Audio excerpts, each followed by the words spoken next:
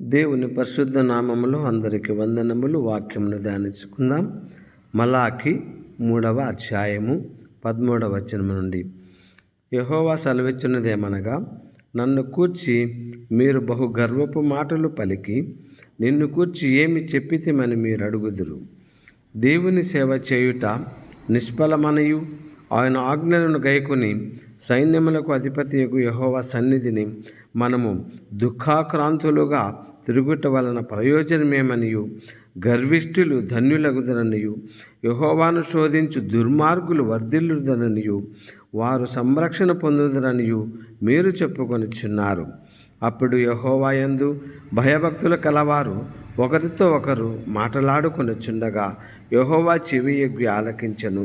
మరియు యెహోవా యందు భయభక్తులు కలిగి ఆయన నామమును స్మరించుచు ఉండు వారికి జ్ఞాపకార్థముగా ఒక గ్రంథము ఆయన సముఖమునందు వ్రాయబడెను. నేను నియమింపబోవు దినము రాగా వారు నా వారై నా స్వకీయ సంపాద్యమై యుందురు. తండ్రి నన్ను సేవించు కుమారుని కనికరించున్నట్లు నేను వారిని కనికరించునని సైన్యములకు అధిపతియగు యెహోవా సెలవిచ్చుచూ ఉన్నాడు.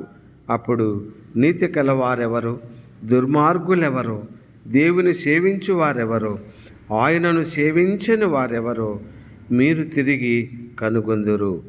దేవుడు ఈ వాక్యమును దీవించునుగాక. ఆమెన్.